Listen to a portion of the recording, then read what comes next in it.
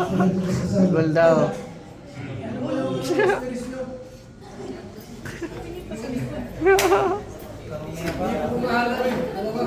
Body ka. Bumagi ito ah. Body. Ito. Pagka-body pa natin yung dalawa. Hello. Ayan ang marinig gabi po sa mga nandito. Ako po ay mababaw din po ang aking luha.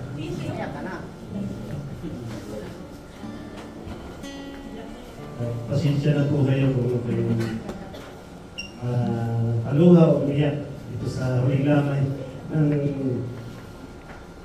aking kaibigan na matagal din po kami nagsama ito.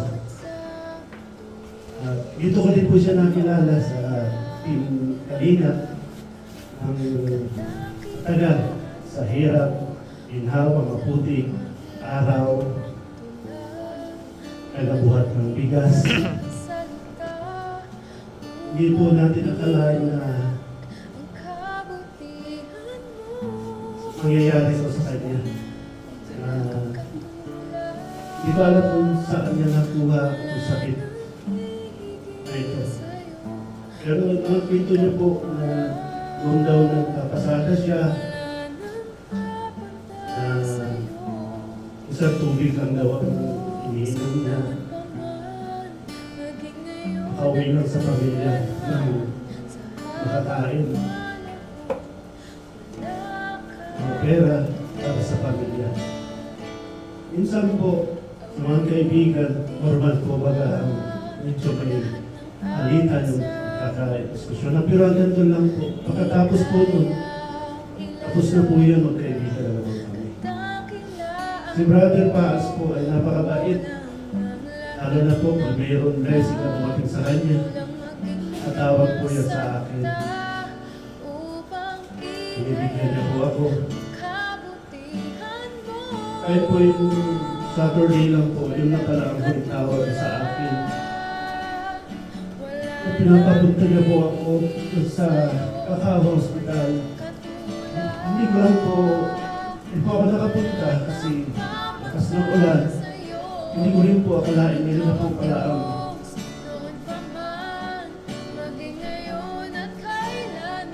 ulit tawag niya sa akin. Na hindi po kami nagkita. Nabalitaan ko lang po may Mr. G siya sa akin. Wala na po si Brother Paas.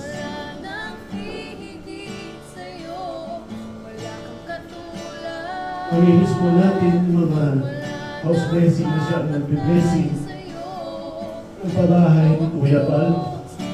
Nagpe-pray po kung naglolong kahit na nagbiyahe po ng malayo.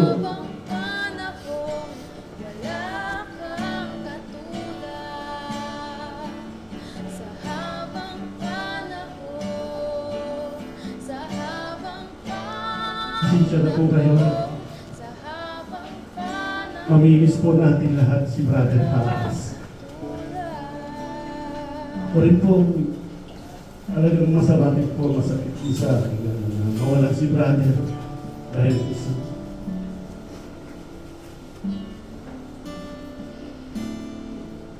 At dito na lang po. Mahaba pa sana yung kailang dito na lang po. Salamat po sa inyo. Pakabutin tayo ng umaga. Brother Paas po, kita ko yan umiyak. Kung gusto nakita umiyak talaga. Iyak tapos titigil, iyak na naman. Kung nabalitaan niya po yung kanyang kapatid, si Rocky, ay nasa television. Meron ako sa kami dalawa, kasama kami dalawa. Sa labas sa television, yung sa ABCD. Talagang umiyak talaga siya ng todo ko. Sabi ko, huwag ka lang umiyak, Brother Paas. Talagang yun ang buhay, may naman uli. Itigil siya ng siyak na naman. Lagi yung kanyang pagmamahal sa kapatid niya, Rocky. Mahal naman niya si Rocky ay yung time na kasama kami. Kung buwan si Rocky. Bakit na si Miss Gio Murillo. Pastor Gio Murillo. Huwagin natin.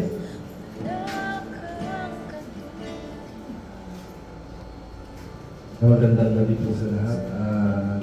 May karami po. Sana may bahay, maganda taas ang mga anak, kapatid, at mga mansabuhay at kaibigan.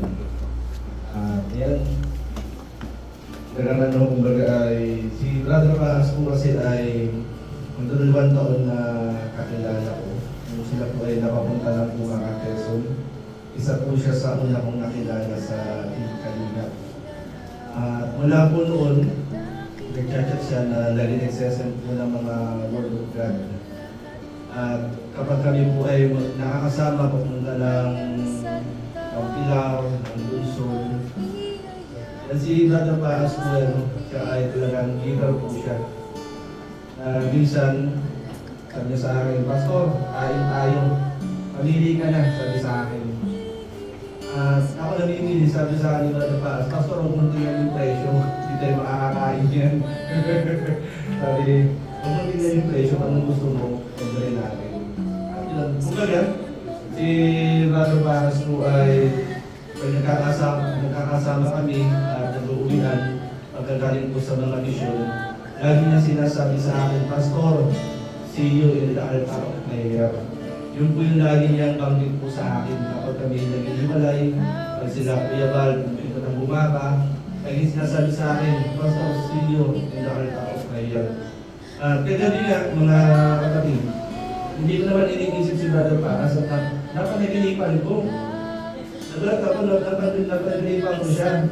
Kasi plano ko po talaga nung hindi pa na pasyon talaga ito para makiramay at magkabilin sa patabi sa ulit po ng pagkakaroon. Kagabi napanaginipan ko siya, ganda ng kwentuhan namin. Nakangiti pa, buhay na buhay. Tapos, pagkatapos namin magkwentuhan, inabutan ako ng 1,000. Tapos nagising ako, hindi ko din alam si Brother Paas, sinabi 1,000. Sabi ko marami na si Brother Paas hanggang sa huli, ay talagang ipinakita pa niya yung alimbang kaibigan. Totoo, nagsigat ako, nagkwentuhan kami, nagkwentuhan namin sa panaginip. Tapos mag-iwalay na kami, inabutan ako ng 1,000, malutong kamandim ka. Kaya hinahanap ko, wala, panaginip lang pala.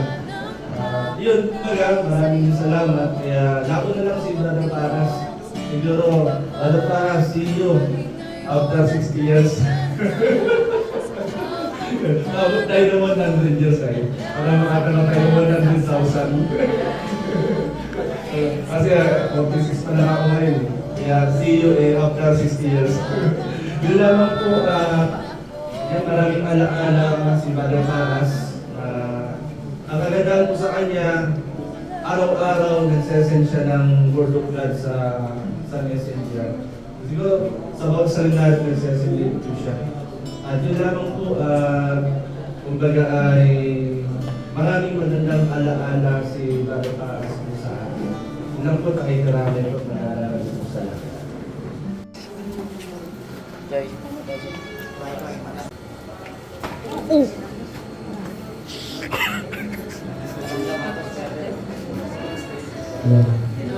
Magandang gabi po, tinulak ata ako. Pasensya ba? Magandang gabi po. Yan ang masisishare ko lang. Yung pagsasamahan ng ni brother.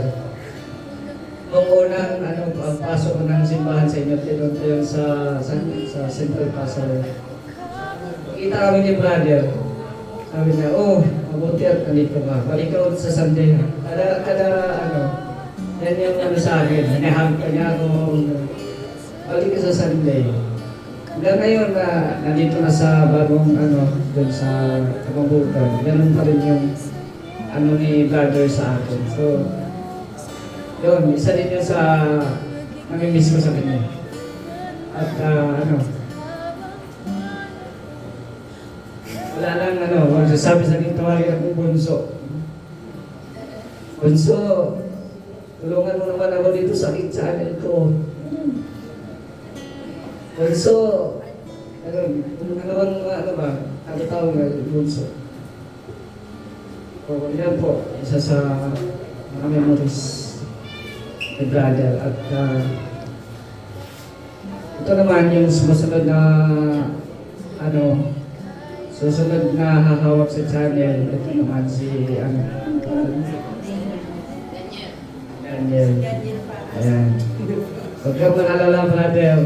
Ayan. Kung ano man, pag-PM lang yung anak mo sa akin, na kung hanggat kaya natin, tutulungan natin. At yun, no? Marami po kaming masasayang alaala po ni brother. Pero yun nga, wala man si brother, pero yung mga alaala na yun ay hindi po natin malilimutan. Yan lang po. Matapalang gabi po sa ating lahat. Maraming salamat kay Buhok Brother Maas sa mga magandang alaala. Nasa abroad pa lang ako na tapak ko ng dahil. Sila yung gusto makita si Gabal, si Brother Paas, si Engineer Agol, si Mr. Beautyboy. Kasi yung mga pinapapiling ni Kuya ng mga senior, walang kiniwala sa akin si Brother Paas yung isang naging daan para mapuntahan ko yung mga senior kasi siya yung nakakalam dito sa dati. Maraming salamat kay Brother Paas sa mga alaala hanggang Davao, hanggang Mindanao, at yung pinakadulo-dulo ng Pilipinas malapit na sa Indonesia ay kasama namin yan si Brother Paas na mapuntahan yung mga lugar na namin napupuntahan dahil na rin kay Kirabal po natin. Si Brother Paas naging kapitbahay ko naman sa Alawinaw na sa Burkilos Paco. Laging ano yan nagdaya sa akin, bro, dito ka nagmail. And pray yung kanya yung kahilig siya nagyaya.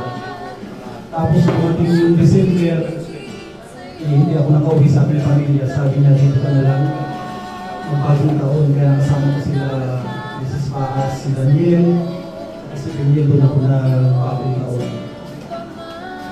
At nung mag-boyfriend ko si Kuya, sabi niya, bro, ako kayo ng Baguio, sabi niya. Kasi nung huwag akit namin sa Baguio, kami yung magkasama sa sakyan kasi ang isa sa mga hindi makakalimutan, siya yung lagi yung karibal ko sa CR, si Brother Paas. Pag tuwing stasyon kami yung lagi nakakagawan sa CR.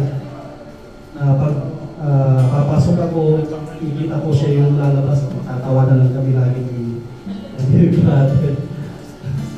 Kaya itong babiling ko yung sabi niya, kaya tayo, sabi ko sa kanya, bro, pagaling ka muna. Kasi marami pang December na darating, marami pang birthday si Kuya. Pagaling ka muna kasi hindi ka pwede umakyat na ganyan yung kalagayan. Kaya ulitin na kung namin ni Brother yung pinashare ko sila sa Gasbas kasama si Mrs. Paas. Sabi niya, bro, gusto ko yung pinashare ng Gasbas siya. Sakto dalawa yung service. Masyal kami doon, kumain, at ang sasaya rin ito namin. Tulad mo nabanggit ni Mrs. Paas yung Christmas card ng Pinkalinga. Isa rin yung nakita ko na sign na sabi ko parang napaparamdam si Brother Paas kasi yung matagal ko din nakasama yung saya niya. Grabe, iba yung saya niya, sabi ko. Sabi ko parang napaparamdam si Brother Paas yung time na yung Christmas party po namin. Kaya ito nalulungkot ako. Ito po kaibigan po natin, kuya natin ay ano na po, wala na siya. Maraming salamat sa mga alaala,